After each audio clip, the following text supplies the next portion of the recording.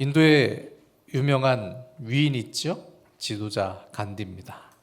간디는 젊었을 때 영국에서 공부를 했고요. 영국에서 오래 삶을 살았습니다. 근데 당시 인도가요, 영국의 식민지였죠. 그래서 인도 사람들이 차별을 받았어요. 편견 때문에 냉대를 받기도 했어요. 그 가운데 간디가 어느 날 성경책을 읽다가 은혜를 받은 거예요. 많은 것을 깨달았습니다. 특히 예수님의 산상수훈 말씀에 큰 감명을 받았죠. 그때 간디가 결심합니다. 내가 하나님을 위해 살아야겠다. 하나님을 위해서 일생을 바치겠다라고 결심을 했어요. 그럼 그 다음 뭐 해야 돼요? 교회를 찾아가야 되잖아요. 신앙생활 하려고 영국에 있는 교회를 찾아갑니다. 하지만 교회에서 간디를 안 받아주는 거예요. 왜 그런지 아세요?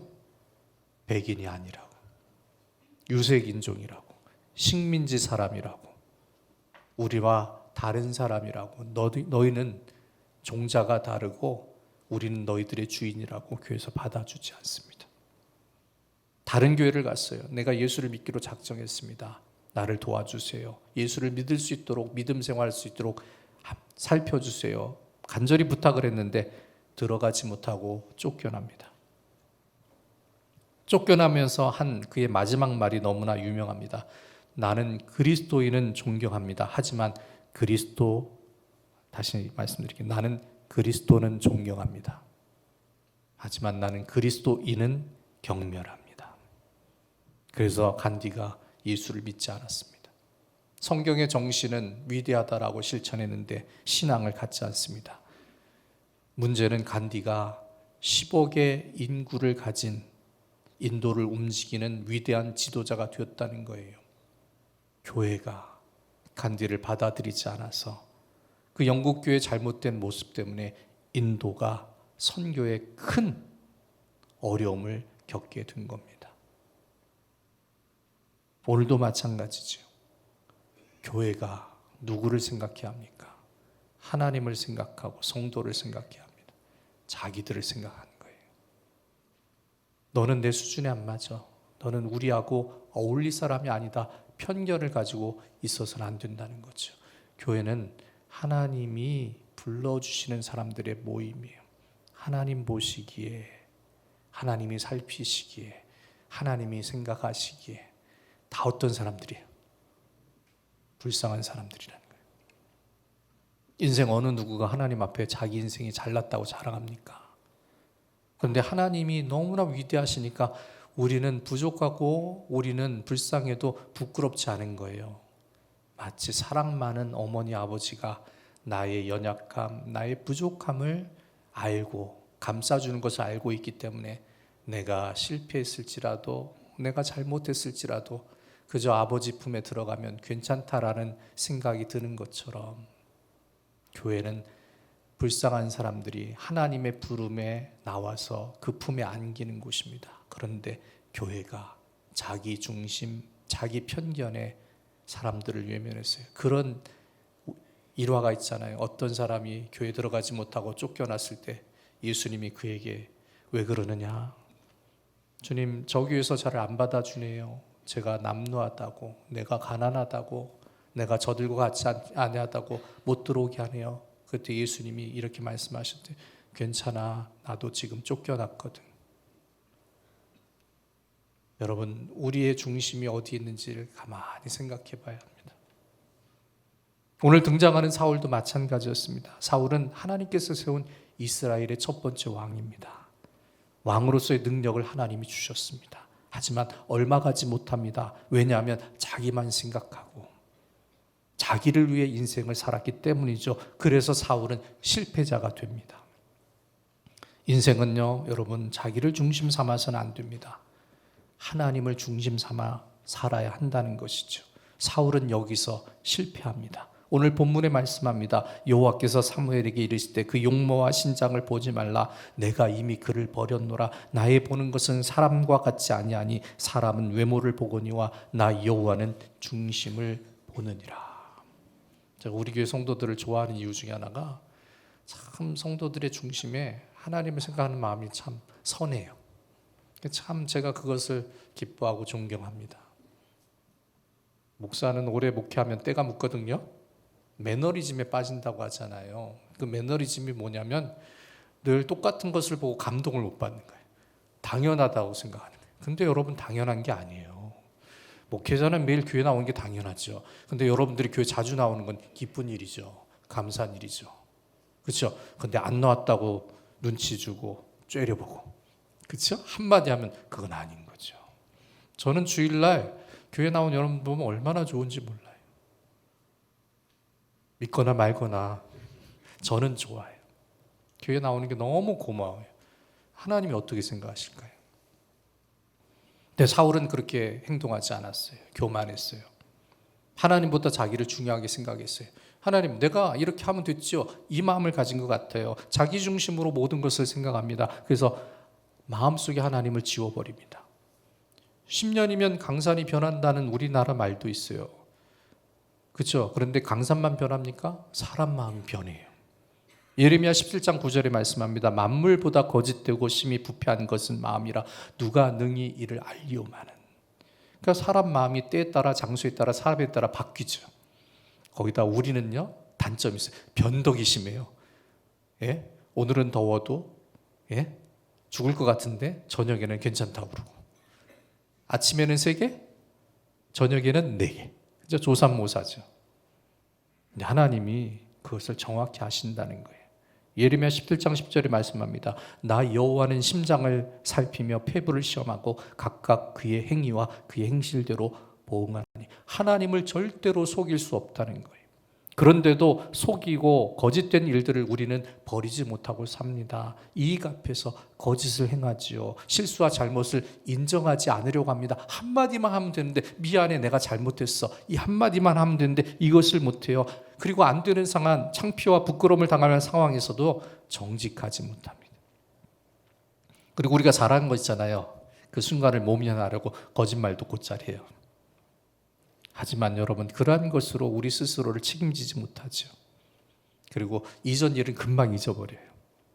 어렵고 힘든 일을 겪으면서 교훈을 얻었어요. 하지만 조금만 잘 되기 시작하면 교만이 살며시 머리를 듭니다. 사울은 왕이 되기 전에 하나님 앞에 참으로 겸손했어요. 이렇게 고백할 정도였어요. 사울이 대답하여 이르되 나는 이스라엘 지파의 가장 작은 지파 베냐민 사람이 아니니까, 또 나의 가족은 베냐민 지파 모든 가족 중에 가장 미약하지 아니하니까 당신이 어찌하여 내게 이같이 말씀하시나이까 하니. 이렇게 겸손했어요. 근데 왕이 되니까 권력을 맛봤거든요. 전쟁에 나가서 이겨도 봤거든요. 바뀝니다. 변질이 됩니다. 처음엔 승리를 주신 하나님만을 바라보았습니다. 그런 사울에게 하나님은 승리의 능력을 주셨죠. 그런데 언제부턴가 하나님 대신에 자신에게 집중을 하죠. 그러고는 일이 일어나게 된 겁니다. 아말렉을 쳐서 그 모든 소유까지 없애버리라는 하나님의 명령을 듣지 않습니다. 자기 마음대로 아말렉 왕 아각을 살려줍니다. 전리품 중에서 좋은 것들을 따로 챙깁니다. 그리고 승리를 주신 하나님께 영광을 돌리지 않고요, 자기를 위해서 기념비를 세웁니다. 그러니까 자기를 중심 삼고 자기 집중하는 교만한 모습을 보인 거죠. 그때 하나님이 이렇게 말씀하세요. 사무엘이 사울에게 이르되 나는 왕과 함께 돌아가지 아니하리니 이는 왕이 여호와의 말씀을 버렸으므로 여호와께서 왕을 버려 이스라엘 왕이 되지 못하게 하셨음이니이다. 세속적인 것에 굴복했거든요. 권력을 좋아했고 재물을 맛보고 명예를 얻게 되었어요. 그때에 그가 하나님께 감사하지 아니하고 하나님에게서 벗어납니다. 대신에 물질을 소망합니다. 명예를 생각합니다. 자기 욕심으로 자기 인생을 채우고 싶어합니다. 그래서 자기 눈에 좋아 보이는 것만 선택하죠. 그런데 성경은 이러한 상황을 이렇게 말씀합니다. 오직 각 사람이 시험을 받는 것은 자기 욕심에 끌려 미혹됨이니 욕심이 잉태한 즉 죄를 낳고 죄가 장성한 즉 사망을 낳느니라. 여러분, 우리가 잘 되는 것을 다 좋아하지 않습니까? 전 여러분 잘 되는 게 너무 좋아요. 아마 세상 속에서 여러분 만났으면 제가 배가 아파서 못 견뎠을 거예요. 시기가 나니까. 그런데 믿음으로 만나고 목사로 성도로 만나니까 우리 성도들 잘 된다는 소식만 들으면 너무 기뻐요. 그래서 항상 좋은 소식만 듣고 싶어요. 싫은 소식은 정말 마음이 아파요. 상심이 돼요. 참 그래서 감사해요. 목사가 돼서 좋은 게 이런 거예요. 딱 두 가지가 좋더라고. 내가 돈을 어떻게 벌어서 어떻게 살아야겠다, 이걸 버릴 수 있어서 좋고, 또 한 가지는 성도가 잘 되는데 마음도 좋아지더라고요. 이 두 가지가 너무 좋은 거예요. 그래서 이 두 가지만 생각하면 목사 하길 잘했다 싶은데, 저도 인간이지라 너무 연약한 거죠. 하나님 앞에 죄송한 게 너무 많아서, 하나님, 제가 이게 목사 같은 게 실수 아닐까요? 참 자격이 없는데 부끄러운 모습도 많거든요. 근데 여러분, 다 잘 되기를 원하죠. 누구나 좋은 인생을 살고 싶어 합니다. 만족할 만한 환경을 원하고 찾지요. 하지만 찾는다고 찾아집니까? 붙잡는다고 잡을 수 있는 것도 아니죠. 또 세상이 우리가 원하는 대로 움직여지지도 않아요. 우리가 원하는 대로 내 인생을 이끌지도 못합니다. 사울이 이렇게 살았어요. 하나님이 힘을 주셨는데, 하나님께서 그 힘을 주관하셨는데 그만 잊어버려요. 왜? 먹고 살만하니까, 이제 좋으니까, 아쉬운 게 없는 거죠. 그래서 하나님 중심에서 자기를 중심으로 바꿔버립니다. 그러자 그의 풍성한 삶이 강도를 당한 자의 모습처럼 순식간에 사라지게 되었다는 것이죠. 인생의 주인이신 하나님을 외면합니다. 그러자 하나님도 사울을 외면하십니다. 여러분, 사람의 존재가 얼마나 가벼운지 아세요? 시편 62편 9절에 말씀합니다. 슬프도다. 사람은 입김이며 인생도 속임수이니 저울에 달면 그들은 입김보다 가벼우리로다. 이게 사람이에요. 참을 수 없는 존재의 가벼움이 인생이라는 거예요. 가만히 보세요. 지난번에도 비슷한 얘기를 한 적 있어요. 사람은 나이가 들어감에 따라 누구나 다 비슷한 처지가 된다고 합니다. 여러분, 40대가 되면요, 지식의 평준화가 되어 배운 것과 관계없이 사실 다 똑같아요. 그만큼 살았으면, 인생을 산 경험이 있어서 다 알고요, 다 똑똑해요. 학벌이 그리 소용이 없다는 거예요. 50대가 되면요, 외모의 평준화가 온다는 거예요. 전 거울을 보면 젊었을 때는 그래도 이랬는데 이제는 아니구나, 이 생각이 많이 들어요. 권사님 따라 막 병원 가고 싶은 거, 그런 생각도 들긴 해요. 예쁜 것도 없고 고운 것도 없고 미운 것도 없고 다 거기서 거기가 되죠. 그렇죠? 60대가 되면요, 남자나 여자나 똑같아요. 그렇죠? 어떨 때는 아빠가 엄마 같고 엄마가 아빠 같죠. 아내가 남편 같고 남편이 아내 같고, 남편은 드라마 보고 눈물을 흘리고, 아내는 저런 남편을 보고 당신 많이 약해졌구나, 이렇게 얘기를 하고, 성의 평준화가 오죠. 70대가 되면요, 건강의 평준화가 온대요. 다 아프거든요. 안 아픈 사람이 없어요. 그렇죠? 80대가 되면 재물의 평준화가 온대요. 돈이 많건 없건 쓸 것도 없고, 그렇죠? 먹을 것 제대로 만나게 먹을 수도 없고, 좋은 집에 모든 것 다 가지고 있어도 다 소용이 없다라고 말을 합니다. 90대가 되면 삶과 죽음의 평준화가 온대요. 살아도 죽어도 똑같다는 거예요. 그렇죠? 그게 인생이에요. 인생살이가 이것밖에 안 됩니다. 그래서 우리는요, 사람과 세상을 보는 사람으로 살아서는 안 된다는 거예요. 오직 하나님께 소망을 두어야죠. 하나님을 바라보아야 한다는 거예요. 왜냐하면 하나님을 바라보면 하나님이 공급해 주시기 때문이죠. 여러분, 하나님이 채워주셔야 인생이 채워집니다. 여러분, 우리는 밑빠진 독이에요. 우리 손으로 밑빠진 독을 막지 못해요. 근데 하나님의 은혜 강물에 밑빠진 독을 던져보세요. 그 은혜의 강물 속에서 풍성한 은혜의 샘물을 누리게 돼요. 아무리 내가 세워버려도 하나님이 그 품에 품어주시니까요. 그래서 하나님께 공급받고 하나님이 채워주시는 삶의 방법을 살아야 한다는 거예요. 자기의 힘으로 인생을 세우고 채우지 못한다는 것이요, 삶의 방법이 하나님의 법에 달려있다는 겁니다. 그런데 사울은 그렇게 하지 않습니다. 하나님은 사울을 사용하십니다. 아말렉을 사울을 통해 심판하십니다. 왜? 그들은 하나님을 대적했기 때문에. 그래서 사울이 도구가 된 거죠. 그렇게 쓰임받았기 때문에 사울은 승리자가 되었습니다. 모든 승리가 하나님 덕분이었습니다. 겸손할 수밖에 없는 상황을 만났습니다. 그런데도 사울은 자기를 바라보는 교만을 행합니다. 그때 하나님이 사울의 교만을 낮추시죠. 거기서 끝나지 않습니다. 사울이 회개하지 아니하니까 결국 어떻게 됩니까? 인생이 절단이 납니다. 실패자가 됩니다.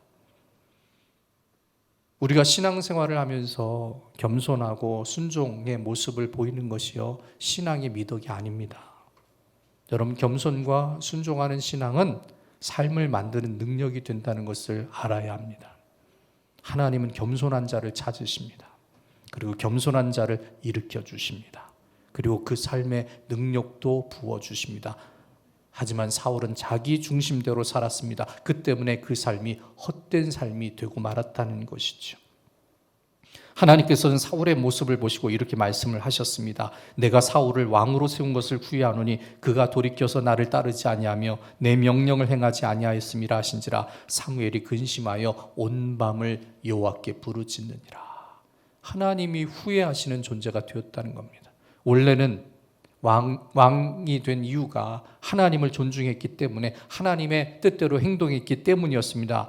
사울 인생의 배경에는요, 전부 하나님밖에 없었어요. 하지만 자기를 중심 삼아서 자기 마음대로 행동을 합니다. 하나님을 외면합니다. 오히려 사무엘이 그런 사울을 걱정하죠. 그래서 밤새 하나님께 기도해서 사울을 안타까워하고 있습니다. 하지만 그래도 돌아오지 아니하고 끝까지 하나님과 멀어집니다. 여러분, 하나님의 특징은요, 반드시 약속을 지키신다는 거예요. 우린 잘 못 지키는데 하나님은 반드시 지켜주세요. 그렇다면 여러분, 우리는 어떻게 합니까? 우리도 하나님과의 약속을 지켜야죠. 그 약속은 다른 것이 아닙니다. 신명기 6장 17절과 18절을 말씀합니다. 너희의 하나님 여호와께서 너희에게 명하신 명령과 증거와 규례를 삼가 지키며 여호와께서 보시기에 정직하고 선량한 일을 행하라. 그리하면 내가 복을 받고 그 땅에 들어가서 여호와께서 모든 대적을 내 앞에서 쫓아내시겠다고 내 조상들에게 맹세하신 아름다운 땅을 차지하리니 여호와의 말씀과 같으니라. 이거예요. 그냥 믿음 생활하면 되는 거예요. 굴복하라는 거예요. 왜 주일날 교회 나와요? 하나님께 굴복하는 거예요. 하나님, 내 고집대로 내 마음대로 세상이 있지 않겠습니다. 하나님이 원하시는 예배자가 되겠습니다. 나온 거예요. 하나님의 법을 지킨 거예요. 그렇게 신앙생활을 해야죠. 근데 쉽지가 않죠. 가끔 하나님이 원망스러울 때가 있지 않아요, 여러분? 예? 언제예요? 일이 안 될 때, 뜻대로 안 될 때, 어렵고 힘든 고통을 만날 때 실망하고 속상해지기도 합니다. 그런데 가만히 생각해 보면 안 되는 이유가 하나님이 안 주셔서, 하나님이 응답을 허락하지 아니하셔서 안 되는 경험을 하게 되는 것일까요? 가만히 나를 생각해 보면 내 기쁨, 내 만족을 위해서 하나님을 외면할 때가 너무 많았다는 거죠. 그리고 안 될 때 꼭 하나님 탓했어요. 사실은 나한테도 책임이 많은데. 하나님이 우리를 떠나서 우리가 어렵고 힘든 일을 겪게 됩니까? 사실은 반대죠. 우리가 하나님에게서 멀어지는 일이 더 많았다는 것을 우리가 생각해야 한다는 거예요. 사울은 변했습니다. 자기 마음 중심에서 하나님을 지웠습니다. 자기를 위해 기념비를 세웠습니다. 자기를 높였습니다. 그리고 이것이 하나님을 위한 것이라고 변명을 하죠. 기념비의 원어는 야드예요. 이 말은 손과 능력과 힘을 의미하는 뜻이 있어요. 사울이 기념비를 세웠다는 것은 자기 손, 자기 능력, 자기의 힘을 자랑하는 것이었다는 것이죠. 그때 하나님이 자기의 손을 자랑하기 위해 기념비를 세운 사울을 어떻게 하십니까? 하나님 무너뜨리셨다는 거예요. 여러분, 인생은 하나님 안에 있을 때 지켜집니다. 절대로 사람의 힘과 능력으로 세우고 지키는 것이 아닙니다. 성공학자 지그 지글러 박사는요, 인생의 고도를 결정하는 것은 재능이 아니라 삶의 태도라고 말을 했습니다. 능력이 그 사람의 가치를 높여주는 것이 아니지요. 제가 직장 생활을 짧게 해봤는데 저는 명문대를 나오지 않아서 좋은 회사 들어가기가 어려운 줄 알았어요.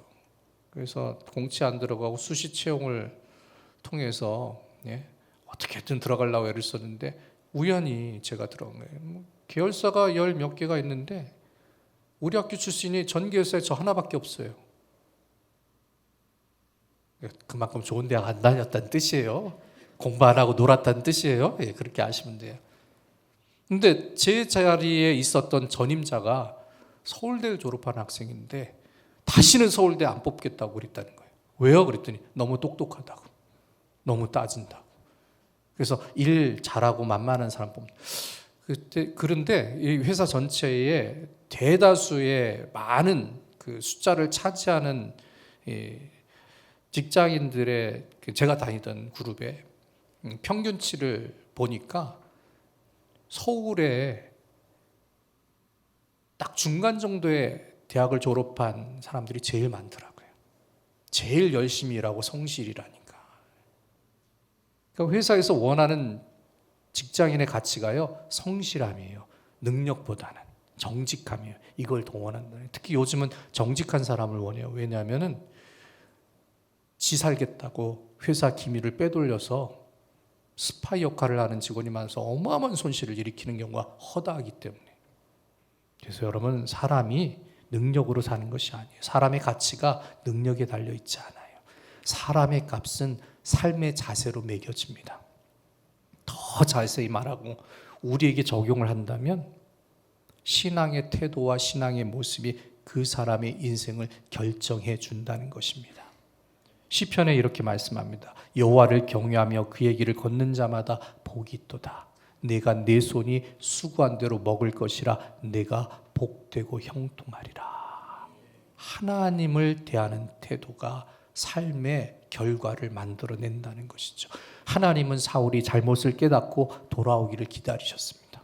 이전에 블레셋과의 싸움에서 사울이 하나님 앞에 정말로 경거망동한 행동을 합니다.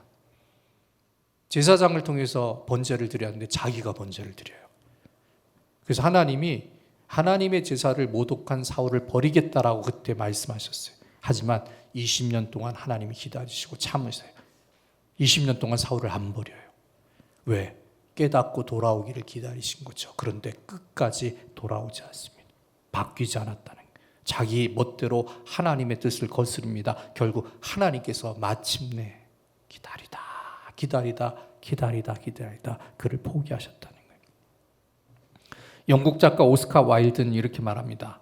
하나님 빠진 교육이란 똑똑한 악마를 키우는 것에 불과하다. 그래서 여러분, 우리가 이 땅의 지도자들을 위해서 기도해야 한다는 거예요. 하나님 없이 이 땅의 지도자가 되면 악마가 돼요. 어떤 악마? 똑똑한 악마.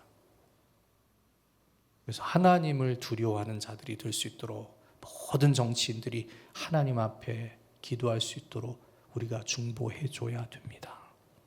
여러분, 우리는 지식의 시대를 삽니다. 과학 문명의 시대에서 사람의 능력을 뽐내며 사람이 할 수 있는 최선의 것을 누리며 삽니다. 그런데도 여러분, 이 세상이 행복합니까? 안 그렇습니다. 망하는 일, 안 되는 일, 후회 일들이 넘쳐나죠. 성경은 그 이유를 이렇게 말씀하고 있습니다. 내 백성이 지식이 없으므로 망하는도다. 내가 지식을 버렸으니 나도 너를 버려 내 제사장이 되지 못하게 할 것이요 내가 내 하나님의 율법을 잊었으니 나도 내 자녀들을 잊어버리리라. 하나님을 섬기는 지식을 잊어버리니까 망하게 되었다는 거예요. 사울은 자기 지식, 자기 노력, 자기 능력으로 잘 살 수 있으리라 생각을 했습니다. 하지만 하나님께서 그 중심을 아셨죠. 네가 하나님을 잊었구나. 그래서 그 인생이 하나님이 후회하실 정도로 망하게 된 것이죠. 예수님은 십자가에서 자신을 못 박은 이스라엘 백성을 향해 이렇게 말씀하셨습니다. 아버지, 저들을 사하여 주옵소서. 자기들이 하는 것을 알지 못함이니이다. 모른다는, 그래서 죄를 지었다는.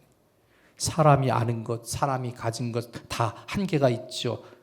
근데 여러분, 중요한 것이 뭐예요? 하나님 빠진 인생은 실패의 인생, 한계를 만나는 인생이 된다는 것이죠. 먼저 그의 나라와 그의 의를 구하라는 말씀은 우리가 흔하게 듣지만 너무나도 중요한 말씀이 됩니다. 하나님이 있고 나서야 나 자신이 있기 때문이죠. 하나님을 알게 되니까 나를 깨닫게 되는 거예요. 내가 누구인지를 알죠. 내가 어디로 갈지도 알고 어떻게 살아야 할지 하나님을 만나고 나서 알게 되기 때문이죠. 그렇기 때문에 우리는 오직 하나님만을 바라보는 믿음으로 살아야 한다는 거예요. 변하는 세상과 사람들에게 희망을 품어서는 안 돼요. 여러분, 세상에 얼마나 변덕이 많습니까? 그죠? 어제까지만 해도 저 사람이 좋다고, 그 다음 날 되면 이 사람이 좋다고, 그리고 서로 싸우잖아요. 여러분, 세상은 이념과 이데올로기로 편가르기를 합니다. 이 편과 저 편도 갈라지고 나뉘어져 있습니다.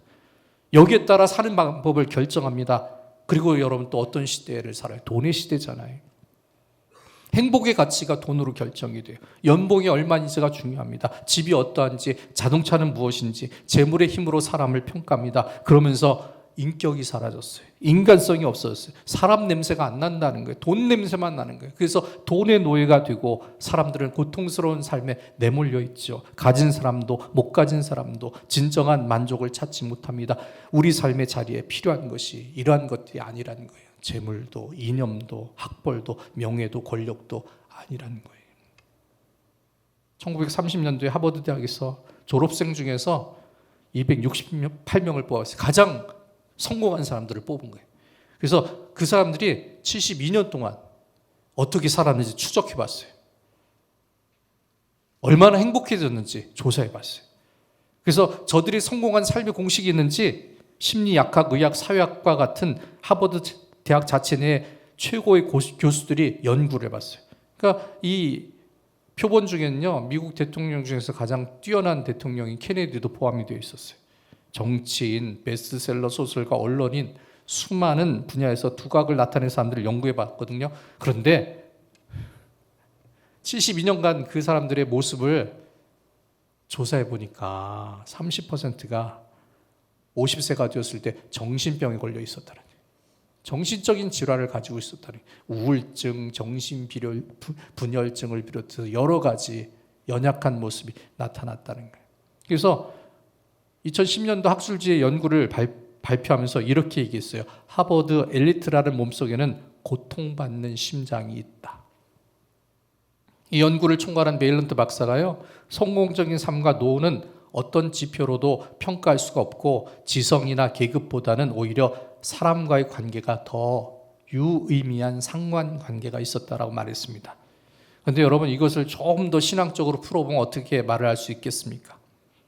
시편 24편 1절 말씀입니다. 땅과 거기에 충만한 것과 세계와 그 가운데 사는 자들은 다 여호와의 것이로다. 하나님 없는 인생으로 살면 이렇게 잘못된다는 거예요. 하나님 없이 살면 인생도 사라지게 된다는 것이죠. 하나님을 중심 삼지 않는 인생은 흔들리게 된다는 것이죠. 하나님의 가치는 사람들이 가진 믿음에서 드러난다는 것을 우리는 알 수 있다는 겁니다. 한 가지 더 얘기 드릴게요. 1923년 시카고 어느 호텔에 세계적으로 중요한 금융회의가 열렸어요.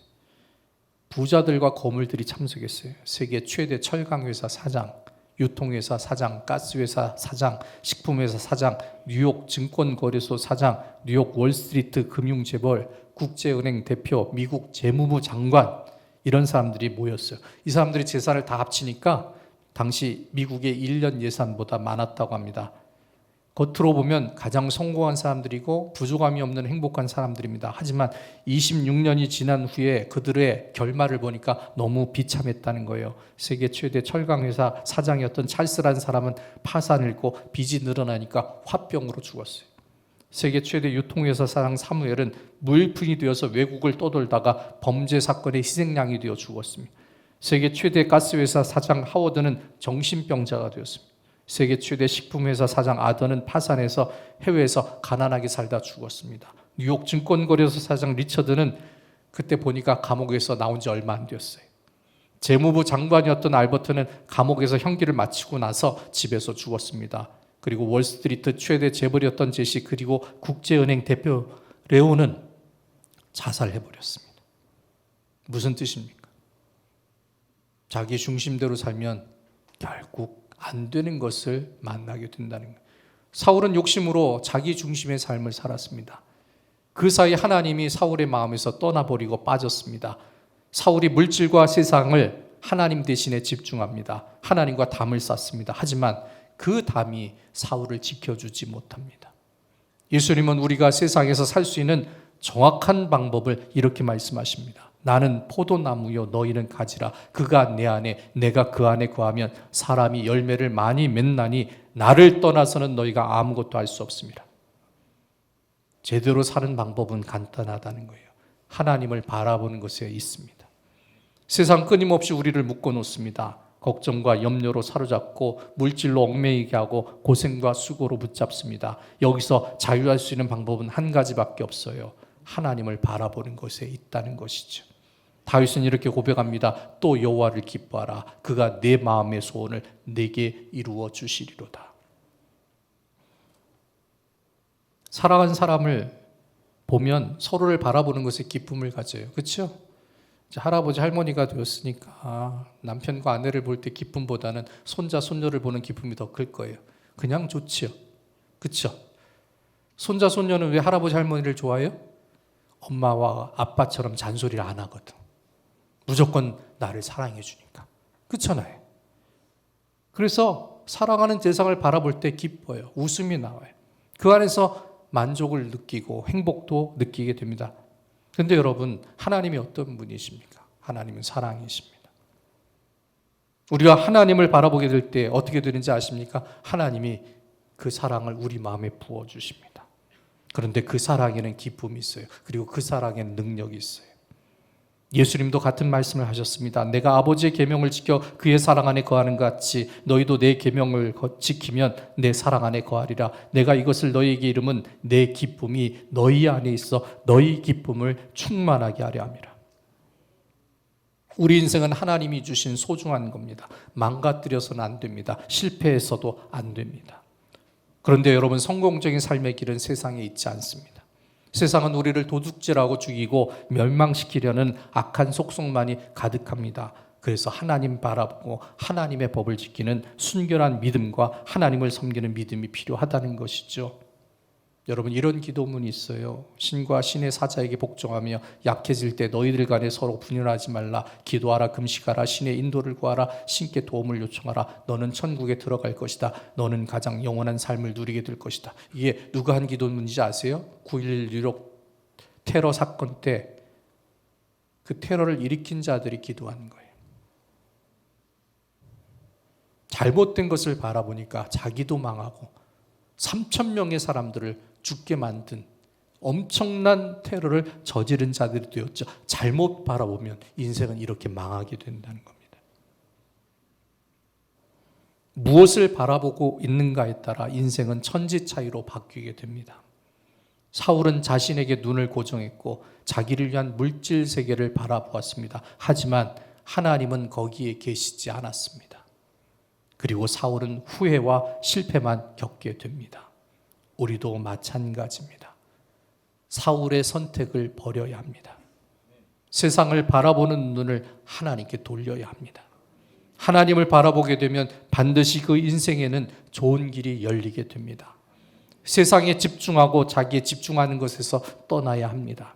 하나님께 집중하는 믿음으로 살아야 됩니다. 그리하면 하나님이 그 삶을 바꿔주십니다. 인생이 달라집니다. 교회도 달라집니다. 세상도 변화됩니다. 오직 하나님을 중심 담는 믿음으로 살 때 삶의 길이 온전하게 이루어지는 것입니다.